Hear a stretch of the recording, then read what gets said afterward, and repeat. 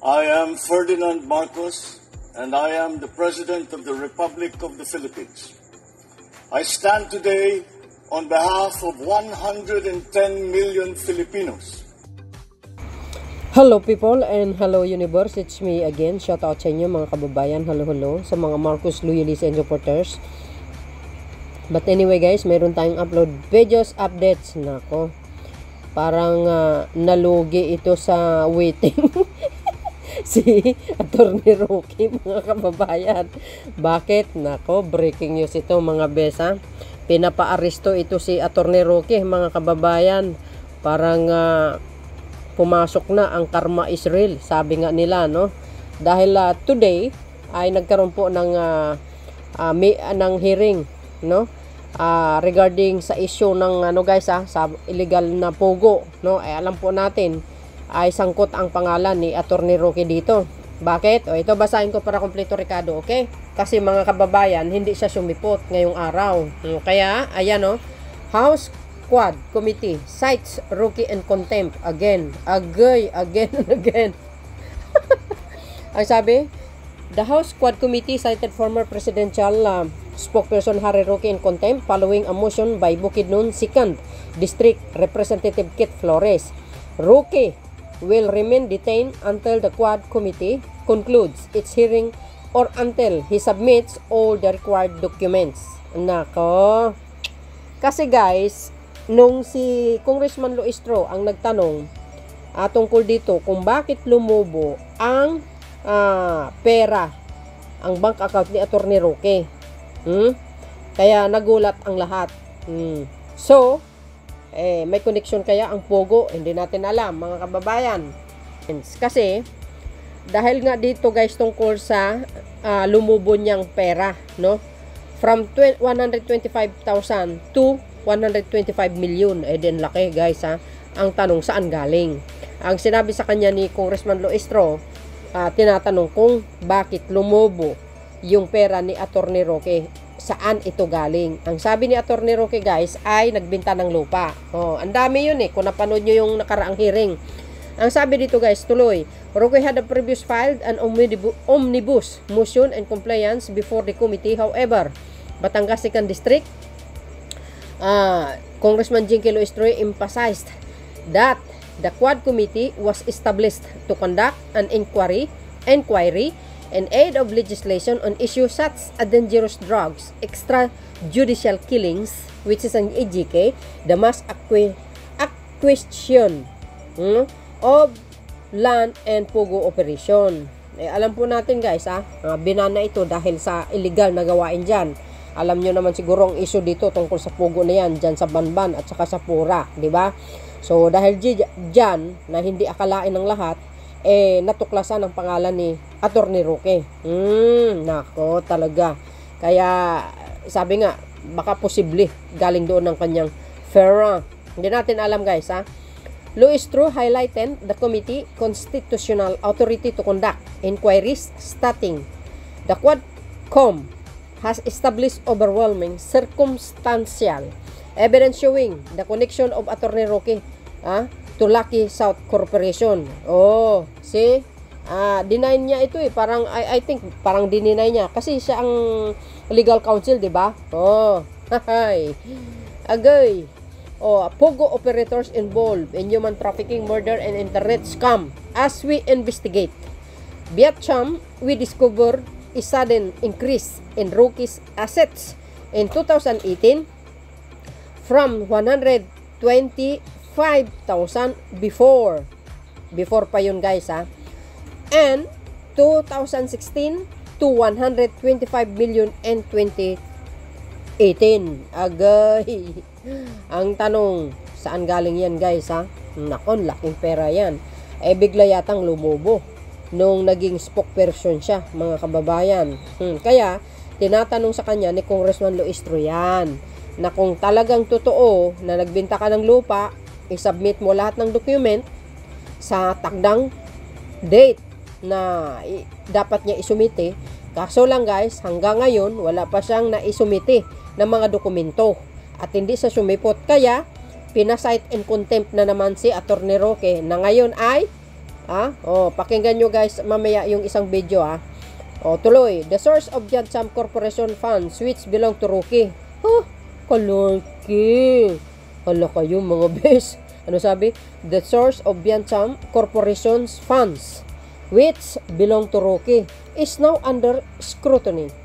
Luistro noted, if we cannot prove the legal and valid source of this sudden increase in Biatsam assets, here is reasonable ground to believe that he is indeed connected to Pogo. Ako, patay ka ngayon, Attorney Roque. Pag hindi niya i-prove, mga kababayan, yung mga dokumento na pinasumite, nako, alam po natin. At bakit nga lumubo ang kanyang ng pera niya? Pag wala siyang sapat na mga dokumento, guys. So, ibig sabihin, anong sabi? Ito ang magiging ground, valid source of this sudden increase in Biatsam assets. There is a reasonable ground to believe that he is indeed connected to Pogo. Ay, nako, madali ang pera sa Pogo. Alam niyo itong Pogo na ito, guys, grabe. Ang lawak nitong nasasakupan. Bakit? Diba na-interview si Colonel Espinedo? Yung reward money sa mga ejike. Pag may napatay ang mga kapulisan, may reward money. Saan galing? Sa Pogo. Diba napanood nyo yan? Sabi ko. Operation and that is money may have originated from these activities. Nako, delikado si attorney dito. Dapat magsumiti siya ng mga, mga facts na dokumento na talagang patunayan niya sa Quad Committee na yung sinabi niya na nagbenta siya ng lupa kaya lumubo ang pera niya, na dapat ipakita niya. Dahil pag hindi, alam nyo na guys, malaking kaso yan. Ito, Luistro, the move to deny Roque's omnibus motion, including his motion to quash as moot and academic. Sabi ko, itsura ni Attorney Roque, guys, parang nalugi ng nalugi sa waiting. Ayan, agay. Na-cite in contempt si Attorney Roque na naman. So, dahil dito mga kababayan, ito basahin natin yung sinabi ni Congressman Luistro. Ayan ang dami kasi guys, ang daming mga nangyayari sa araw na ito diyan sa Quadcom. Ito basahin po natin para kumpleto Ricardo mga kababayan ayan Batangas, 2nd District Representative J.K.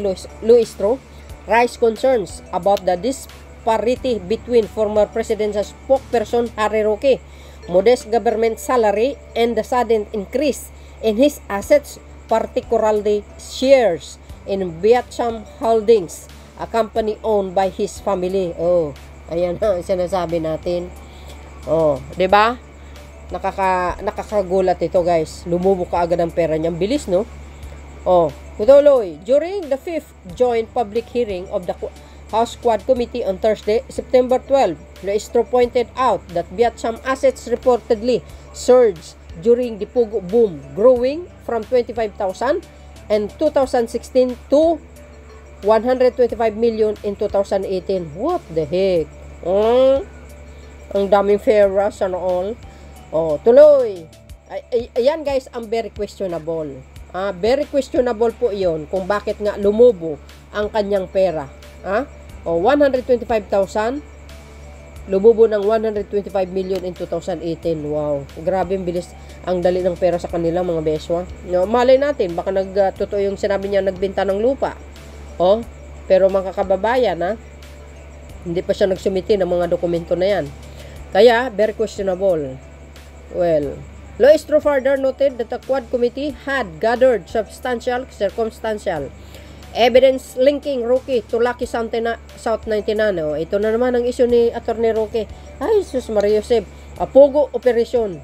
Ayan ang issue niya laban sa kanya Nakikita na mga kabayan. Lucky South 99 in illegal firm based on Porac, Pampanga was raided in June where authorities uncovered activities such as human trafficking, torture, scam, operation, prostitution, a phone hub, and other illegal undertakings. Yan po ang Pogo na sinasabi. Grabe, ang tindi. Kaya thank you sa Pangulong Marcos Jr.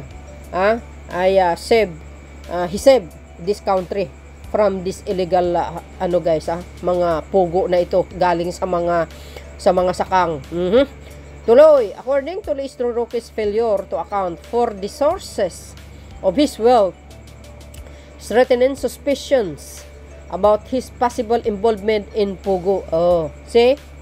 Ala kayo mga kababayan. Yun nga ang sinasabi natin. Kung sa madaling salita, if wala siyang sapat na dokumento na isinumiti sa DWADCOM, sigurado yan.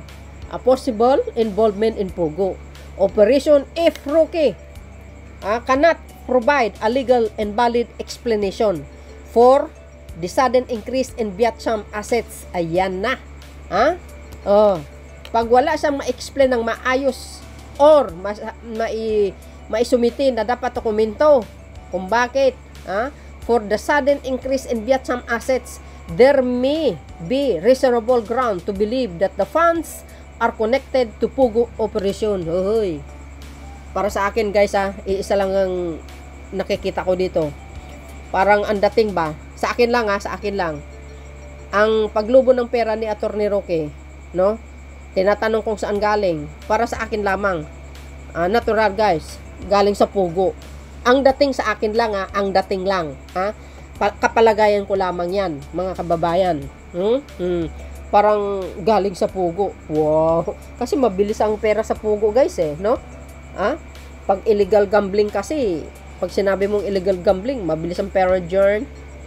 Diba? Luistro also suggested that the investigation could prompt legislative reforms, potentially revisiting laws related anti-corruption, public official conduct, money laundering, corporate governance, and professional responsibility for lawyers.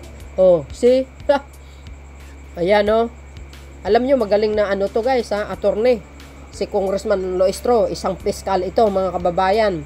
And today, sa Quad Committee, another, hearing tungkol dito sa EGK. Nako, mga kababayan, ito po ang pinaka-exciting. Dahil si Congressman Fernandez, tinatanong na ito si Colonel Garma. Guys, 'di ba? Ano 'yan? General manager ng PC. Ano 'yan? PSO ba? PSO. Nako, talaga, mga bes. Alam niyo kung magkanong perang nawala? 90 billion. 'Yun ang abangan natin, mga kababayan, sa panahon ni dating Pangulong Digong yan. Dito natin makikita. Sabi ko yan na ang nangyayari sa mundo. Kaya mag-ingat kayo sa mga pinipili nyong politiko. Nakaw, akala mo maangas, yun pala. Delikado. Parang malaking ahas, ika nga. Sabi ito guys, tuloy. It is the humble submission of this representation that the Quad Committee has established overwhelming circumstantial evidence showing the connection of Atty. Cory Roque to Lucky 99, which is a pugo operation. Si Congressman na nagsabi guys. Evidence showing the connection of Atty. Roque. Hindi ako nagsabi binasa ko lang yan see? Ayan naman ang pangalan niya see? Hala kayo, Torne. Hoy, Torne, ano na? Masyado kang marites. Ayan if he will not be able to prove that legal and valid source of this sudden increase of assets of Vietcham, pag hindi niya ay prove ang legal and valid source sa mga dokumento na dapat ipakita niya sa Quadcom. Pag hindi guys dahil napapansin nga nag-increase ang ang asset of Vietcham, then there is a reasonable ground, may reason para to believe that indeed he is connected with the pugo operation and this money possibly came from the pugo operation. Ayun na nga ang sinasabi ko in my own lang guys direct to the point tayo. Ibig sabihin, yung lumubo niyang pera ay galing sa pugo. Yan nga possibly came from the Pogo operation. Oh, and this money, yung 125 million kamo. And this money, possibly, possibly, galing sa Pogo operation. Nako, Torne, paano yan? Ano na? Yung mga tagapagtanggol ni Atty. Roque dyan. Ha? Ay, yung mga tagapagtanggol ni Atty. Ano nangyari na? Nako, parang lalong makakalboy. Lalong makakalboy ito si Roque. Lalo itong makakalbo si Atty. Roque, guys. Lawyer versus lawyer eh. Ito, fiscal ito, guys. International lawyer to, no? Correct me if I'm wrong. Nung sila nagharap, mga kababayan, maganda ang salita. Magaling to si fiscal eh. But anyway, mga kababayan, ito pinapa-aristo ng Quadcom si Atty. Roque. Pakinggan nyo guys ito Pakinggan nyo itong sinabi ni Super Radio DCWB 594 kilowatts hours. Yan Sabi, plus reports, former presidential spokesperson Harry Roque ipinapa-aristo na ng House Committee matapos hindi sumipot sa pagdinig at magsumiti ng mga kinakailangan dokumento. Ayan ang sinasabi natin mga kababayan ayan malinaw na malinaw yan. So, parang tama pala yung sinabi nila guys na karma is real. Agay, paktay na tayo ni Torne. Ay, mga ngamuti ka na talaga. So, yun mga kababayan, pakinggan nyo guys yung sinabi ni Super Radio DZWB, okay? But before that, don't forget to like, hit the button bell para lagi kayo update sa aking mga upload video. Bye, bye, bye. And babush, God bless Philippines. Follow nyo ako. Eto na. Aresto na ng Quad Committee ng Kamara si dating presidential spokesperson Harry Roque matapos na hindi na naman sumipot at sumunod sa kautusan ng mga kongresista. Ito'y dahil sa hindi pagsipot at hindi pagsusumite ng mga kinakailangang mga dokumento na ipinasapina ng Quad Committee sa pagpapatuloy na isinasagawa nilang pag-imbestiga. Ito'y may kinalaman sa operasyon, illegal na operasyon ng Pogo, extrajudicial killings at maging na rin ng illegal na droga. Sa desisyon ng Quad Committee ay ipinakontempt itong si Harry Roque at inaatasan ang Office of the Sergeant at Arms ng Kamara na ipatupad ang pag-aresto maging ang PNP at NBI para ipatupad ang kautusan ng Kamara.